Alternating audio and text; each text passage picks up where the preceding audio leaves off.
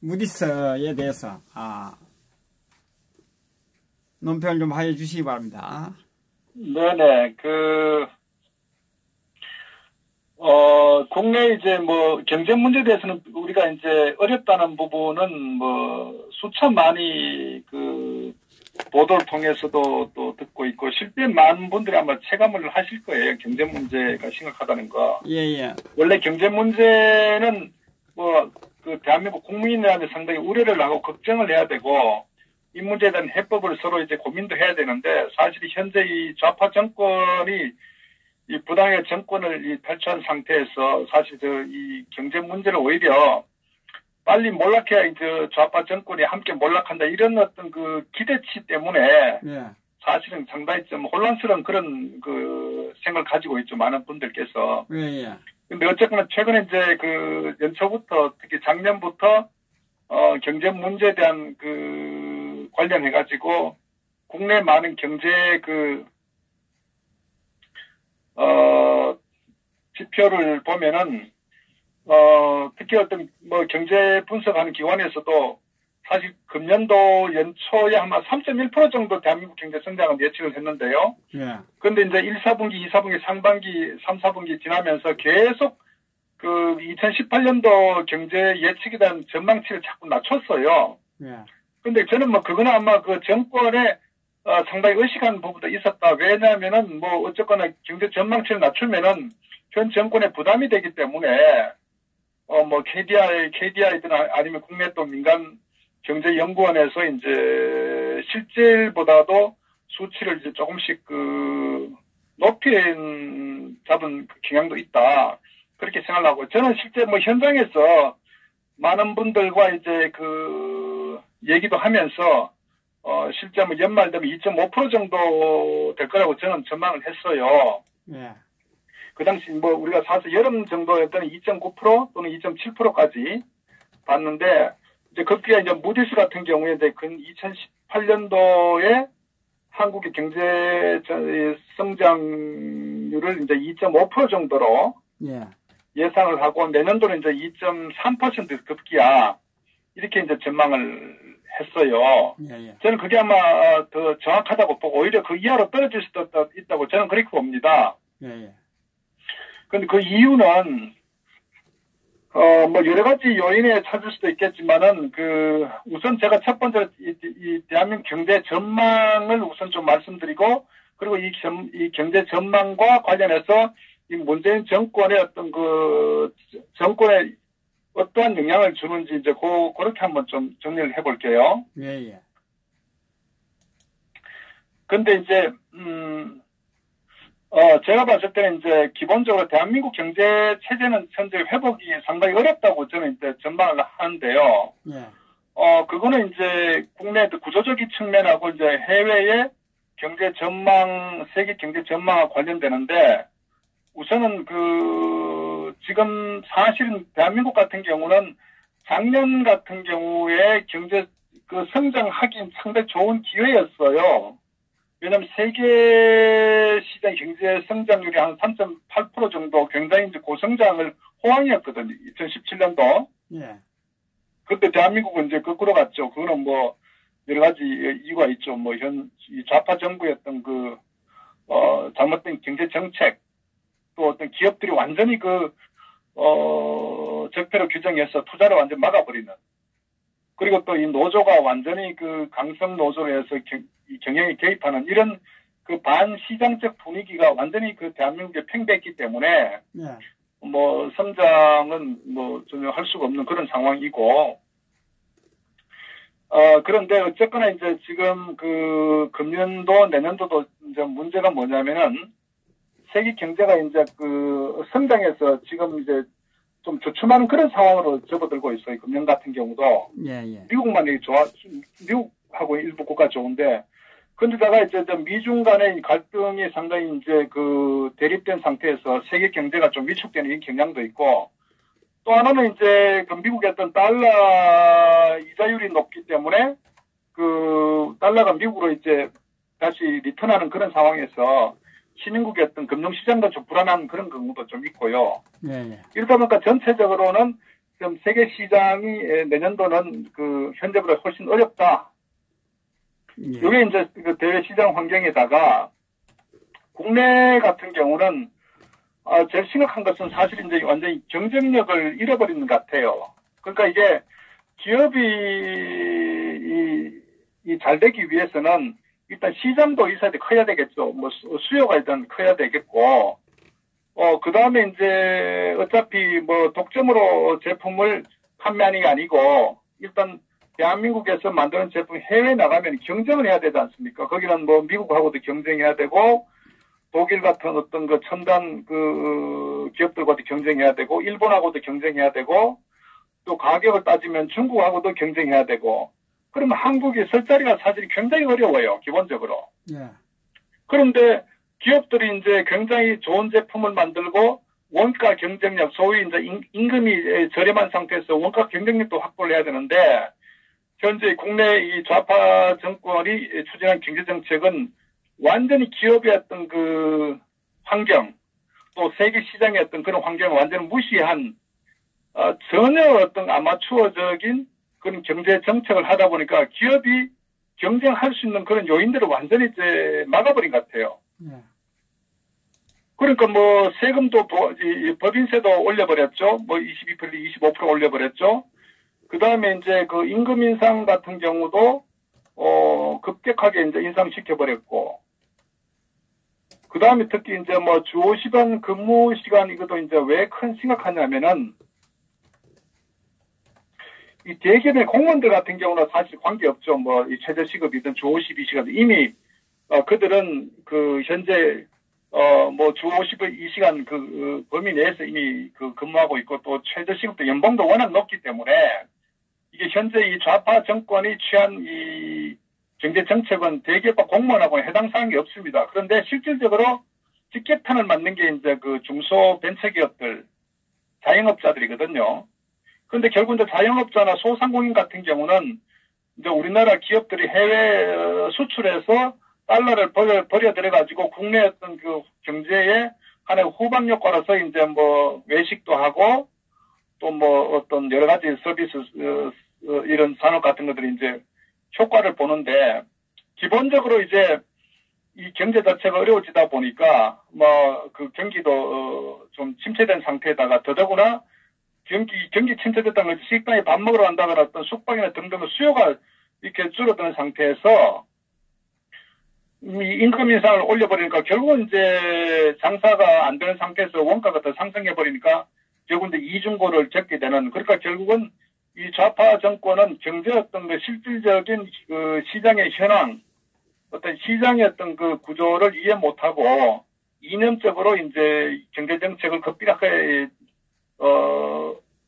집행하다 보니까 결국은 이제 저들의 의도하고는 전혀 다른 결과가 지금 나타나고 있는 상태인데, 저는 이제 이런 부분들이 복합적으로 얽혀가지고, 지금 대한민국 경제가 상당히 이제 몰락하는 상황인데, 그러면 얘들 지금 그 얼마 전에 또 이 경제사령자를 바꿨는데, 뭐 말씀드리지만은, 바꿔도 전혀 의미가 없는 게 기본적인 경제정책과 노선을 바꿔야 되는데, 그건 더욱더 강력하게 이제 추구를 하면서 또 인물도 기존 인물과 전혀 뭐 달라진 것 없이 오히려 이 김수현 사회수석하던 그 사람은 경제 전문가도 아닌 사람이 특히 어떤 그 반자본주의의 어떤 대표적으로 부동산의 어떤 그 사회주의적 사고를 완전히 갖고 있는 사람이 이제 그 청와대 경제 정책을 입안하는 사람이기 때문에 지금보다도 훨씬 더 어려울 수도 있다. 그러니까 경제 상황 자체도 어려운데다가 정책 자체가 오히려 작년 금년보다 더 어떤 암울한 그런 경제 정책을 고수를 하고 집행해 나가는 그런 이제 그 상황이 되었기 때문에 아마 기업들은 점점 더 어려워질 것이다 이렇게 판단하고요. 그 사실은 이제 제가 이 중소기업들과 어떤 그 우리나라는 이 대기업의 숫자는 적은 반면에 굉장히 큰 부담을 갖고 있거든. 그런데 고용의 어떤 대부분은 중소자영업이 거의 80%를 담당을 하고 있단 말이에요. 그런데 이 좌파 정부가 얼마나 아마추어냐면 그런 얘기를 합니다. 금년도에도 작년하고 한 54조를 쏟아부었는데도 이제 일자리가 오히려 뭐 거의 변동이 없었잖아요. 예. 그거 왜 그러냐? 경제의 본질을 이해 못하는 거거든. 결국은 뭐 청년들에게 어떤 그 무상으로 어떤 그 돈을 준다거나 또는 이제 그 중소 제조업들이나 중소기업들에게 인원을 고용을 하면은 한 명당 뭐 15만 원씩 그 임금 보정을 해준다거나 이런 얘기를 해요. 그런데 기업이라는 건 기본적으로 매출이 늘어나고 이익이 나오면은 사람은 자연스럽게 뽑게 돼 있거든요. 예. 그게 가장 기본일인데, 근데 이 기업이 활성화될 수 있는 완전한 그 근본적인, 그런 목을 쪼은 상태에서 어떤 급격한 급여 인상과 이런 주 52시간 해가 막아버린 상태에서, 그 다음 규제를 강화시킨 상태에서 기업이, 성장할 수 없는 환경을 만들어 놓고, 사람 뽑으면은 돈 주겠다. 이건 뭐, 그건 넌센스거든요.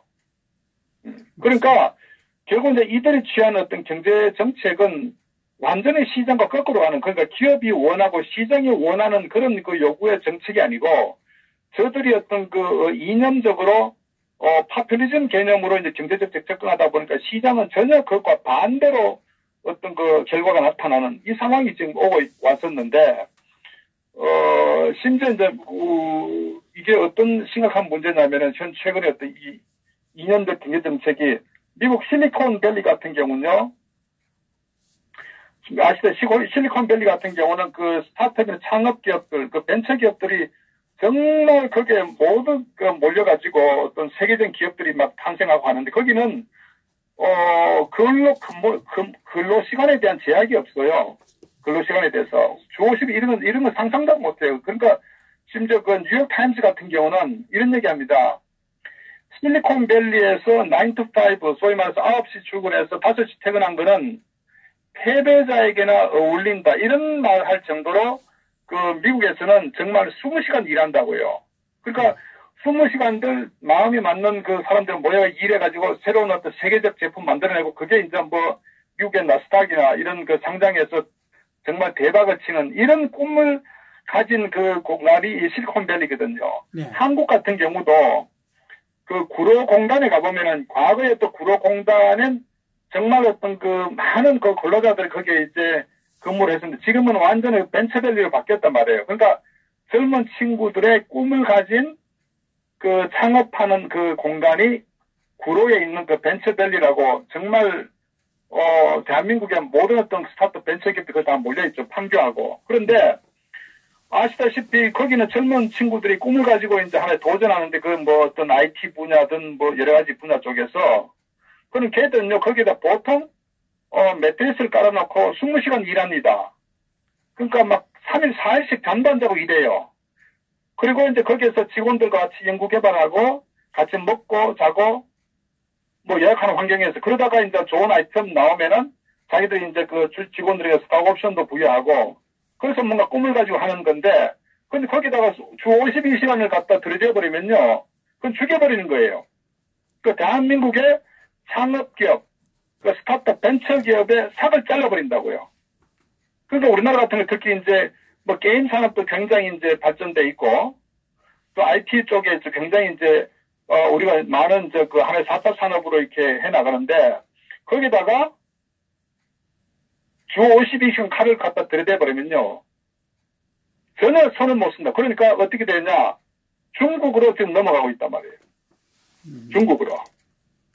그러니까 이제, 정말 이 청와대 이 경제 정책을 하는 사람들은 현장의 상황을 너무나 정말 이해를 못 한다. 그러니까 지난번 장하상인 같은 경우도 우리가 16% 어떤 급격한 급여 임금 인상에 대해서 그만큼 많이 올랐냐고, 이런 본인이 어떤 거꾸로 되묻는, 이런 엉터리적, 어떤 사고와 생각과 정책을 갖고 있는 자들이기 때문에, 대한민국이 지금 어떤 되게 글로벌 기업부터, 이 창업 기업들까지 완전히 대한민국 경제 구조를 완전히 살을 잘라버린 상황이다. 이렇게 지금 대한민국 경제가 지금 흘러가고 있거든요. 그러니까 이제 지금, 이 상황에 또 어떤 이 최저시급 문제 같은 경우도 그냥 단순하게 우리가 이제 뭐 자영업 하시는 분들 같은 경우는 이제 어쨌거나 아르바이트생을 쓸 수 없으니까 거기에 이제 여러 가지 어려움이 있는데 사실 또 문제가 뭐냐면은 이 대부분 중소제조업체 같은 경우에 중국하고 이 가격 경쟁력이 안 됩니다. 예. 우리가 해외에 나가면 중국과 경쟁을 해야 돼요. 그런데 품질은 지금 중국이 대한민국 국내 중소제조업보다도 앞서 나가기 시작했어요. 왜? 걔들은 투자를 많이 했기 때문에.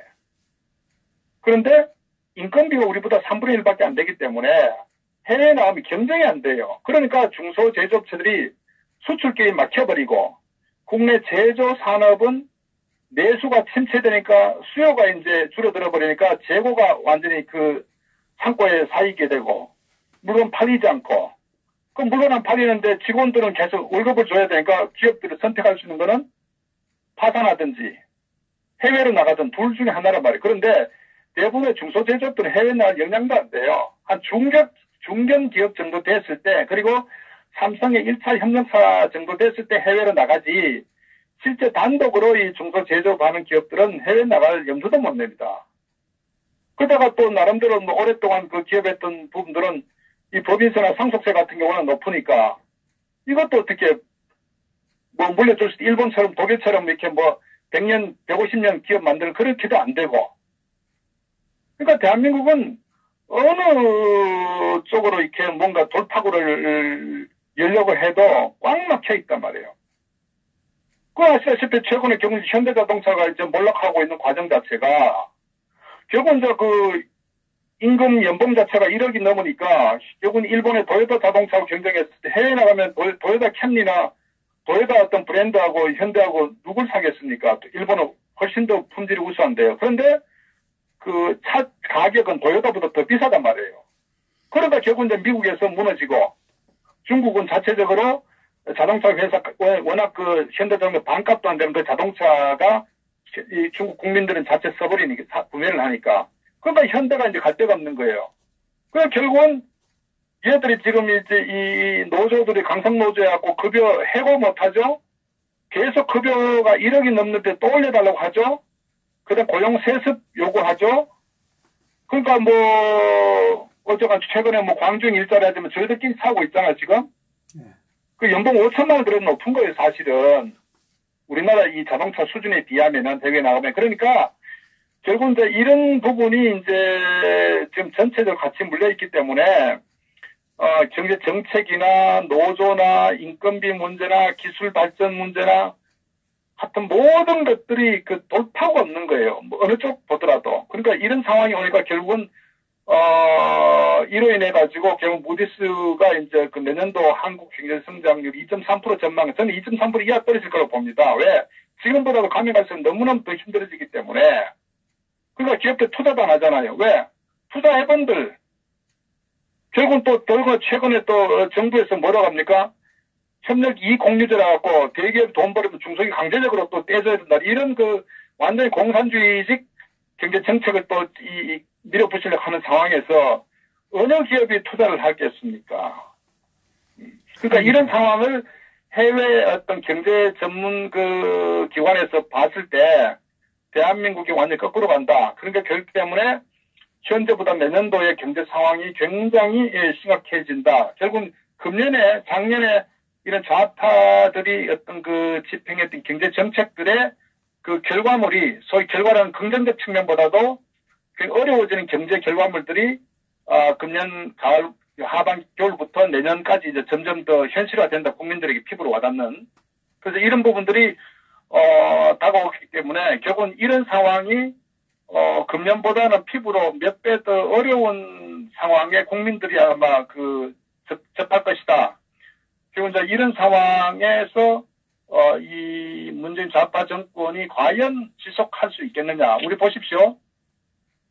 저도 그 연말 되면 장하성이하고 김동연이 경질된다고 했는데 사실은 제가 생각도 훨씬 빨리 됐어요. 그만큼 경제 상황이 안 좋다는 얘기거든요. 그런데 현재 김수현하고 이 경제부총리 이름이 갑자기 생각 안 나네요. 이 사실은 그 무능한 이 사람들이 지금 그 경제를 다시 뭐 사령탑했지만은 제가 볼 때는 현재보다도 훨씬 더 어려운 상황이 온단 말이에요. 그러면 내년도에 또 바꿔야 되지 않겠어요? 그 바꾼다 그냥 이 정권이 몰락하는 거라고요. 그래서 저는 우리에겐 다행스러운 것은 어쨌거나 이 좌파 경제 정책으로 인해서 경제가 완전히 폭망하는 상태로 됐기 때문에 이 문제가 아마 정치적으로 저들이 코너에 몰리고 아마 저 좌파 정권 내 정당, 더불어공산당과 이 주사파들 간의 어떤 권력 암투가 상당히, 몰아칠 것이다. 저는 그렇게 봅니다. 그래서 아마 그런 상황에서 아마 과거에 어떤 열린우리당, 여루당의 어떤 상황을 재현할 가능성이 크다. 저는 이런 경제 몰락으로 인해서 정치와 관련한 상황이 내년도에 펼쳐진다. 이렇게 전망을 하고 있습니다. 예. 예, 뭐 경제팀을 바꾸는 것보다 문정권을 바꾸는 게 더 빠를 겁니다. 그렇죠. 뭐 경제 몰락 그러니까 이제 한 번은 바꿨는데 지금 다음에 또 누굴 바꾸겠습니까? 예, 문재인을 바꾸는 겁니다. 사회주의자로 완전히 빨간색으로 물든 인물들을 경제 사령터로 바꿨는데 이제 뭐 김정은으로 바꾸겠습니까? 김영철로 바꾸겠습니까? 참 걱정입니다. 그러니까 뭐 어쨌거나 우리가 이제 앞으로 이 다가올 경제 전망 예측에 대해서 우리가 미리 마음에 준비를 하고 있으면 조금 낫지 않겠습니까? 예, 우리 그러니까 보수파들은 뭐 이미 반 정도는 준비를 하고 있다고 보고 이 좌파들은 지금 전에 준비하고 있지 않거든요. 이 밖에 나와 보면 부동산이라든 아파트 사러 다니고 하는 사람들은 다 저쪽입니다. 저쪽 쪽에 있는 사람들이 지금 사러 다니고 뭐 이럽니다, 지금. 그러니까 내년도 이 부동산도 저는 개인적으로 엄청난 폭락을 할 것이다 이렇게 예상하고 있습니다. 그런데 저쪽 7시 쪽에 있는 사람들은 보면 지금 부동산에 들락거리고 있습니다. 부지런히 들락거리고 하십시오. 지금 왜냐하면 지금 지방 같은 경우는 지금 분위기 나타나고 있거든요. 예. 매매가 우선 안 되고 예. 매매가와 전세가가 역전됐거든요. 예. 그러니까 이제 예를 들어서 보도 그렇더구만요. 만약에 아파트 매매가가 전세가가 1억 5천 같으면 매매가가 1억 2천도 안 된다고 하더구만요. 예. 그러니까 결국 이제 그럼 어떻게 해요? 집을 팔아도 전세값도 못 주는 거예요. 근데 이 상황이 이제 지방부터 올라오고 수도권에도 아마 그게 영향을 미칠 것이고 결국 이 좌파 정권이 이런 경쟁적 정책을 이제 계속 밀고 나가게 되면은 경제 여유 있는 분들이 또 여러 가지 어떤 해외로 자금이 빠져나간다거나 또는 현금 중심을 갖기 때문에 부동산 이 실물 자체가 굉장히 폭락하는 이런 상황이 오기 때문에 아마 또 하나는 주식시장이 저는 굉장히 아마 위태위태하다고 봅니다. 주식시장이. 예. 그 주식시장이 결국 이제 기업들의 실적이 악화되기 때문에 주가에 대한 어떤 차익을 기대할 수 없으니까 지금 10월달 같은 경우도 외국 투자자들의 4조 5천억이 순 빠져나간 거거든요. 예. 10월달만 하더라도. 그런데 아마 11월, 12월 되면 아마 아마 저는 또 외자가 또 빠져나갈 가능성이 상당히 크다. 거기는 두 가지. 하나는 기업 실적 자체에 대한 실망으로 인해서 빠져나간 경우도 하나 있고, 둘째, 한미 동맹의 종결로 인해서 미국이 한국을 바라볼 때 동맹의 관점이 아니고 철저한 미국의 이익적 관점에서 바라보기 때문에 미국이 앞으로 한국이 이 남북 김정은이하고 이 짝짝꿍 될수록 미국에서는 한국의 경제를 완전히 목을 쬐는 정책으로 나갑니다. 그래서 또 금융 부분이 이제 불안해질 가능성이 크기 때문에 어쨌거나 향후 이제 어떤 주식 시장에 어떤 폭락이 상당히 예상된다. 아마 전 그래서 연말 또는 내년 1, 4분기에 현재보다도 훨씬 심각한 상태의 주가가 폭락할 가능성이 크다. 거기에는 단순 주가 폭락이 아니라 외국 자본이 빠져나가는 이 상황이 되기 때문에 금융 불안으로 이루어진다. 그래서 금융 불안이 이루어지는데 거기에 이제 일조를 하는 게 부동산 거래 자체가 또 어려움이 있기 때문에 부동산 이자를 못 내가지고 전체 우리 금융 부채가 1,500조입니다. 시서민들 1,500조의 부채로 있기 때문에 이거 부동산 폭락과 이게 맞물려가지고 금융 불안으로 이루어짐으로써 상황에 따라서는 제2의 IMF 상황이 올 수도 있다. 이 상황이 내년도 예측되는 저는 뭐 경제 하나의 전망이다. 이렇게 제가 판단을 하고 있습니다. 예, 예. 아이고, 수고하셨습니다. 네.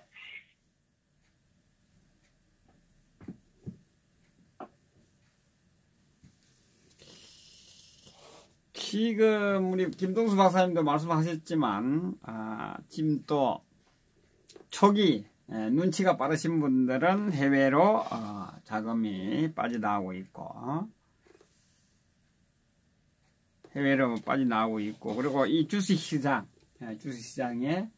폭락으로 인해서 우리 국내 투자자들의 손실은 말할 것도 없이 많은 손실을 가져오고 있고, 그리고 고용의 최악으로 인해서 수입이 없어서 자영업자들은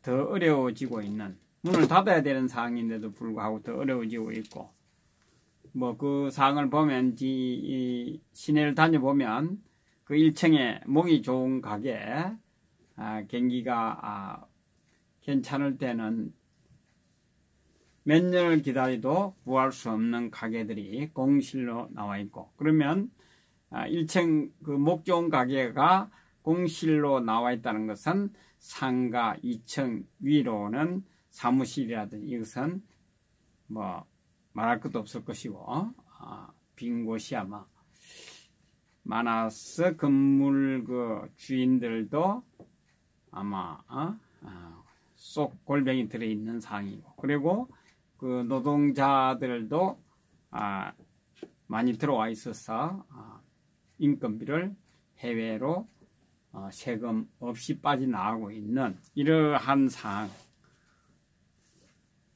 어디 하나 온전한 곳이 없습니다. 지금 경제가 어디 하나 호황을 누리고 있는 곳은 없고, 지금 이제 그 7시 쪽에 이쪽에 많은 돈이 투자가 되다 보니까 그쪽에는 지금 그나마 살기가 괜찮은 이런 대한민국의 그 경제 현실입니다. 이거 참.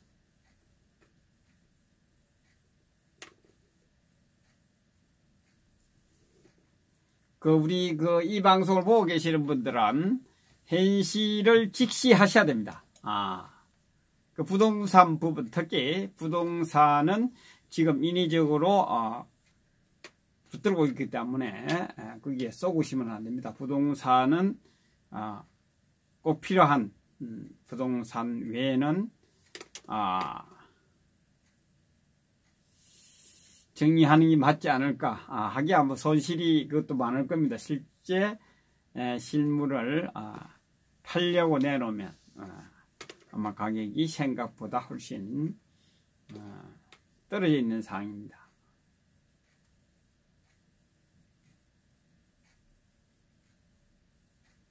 자, 이 현실을 좀 직시하셔야 됩니다. 하셔서 대응을 좀 하시고, 달러라든지 금 쪽에 여유가 있으신 분들은 그쪽에 투자를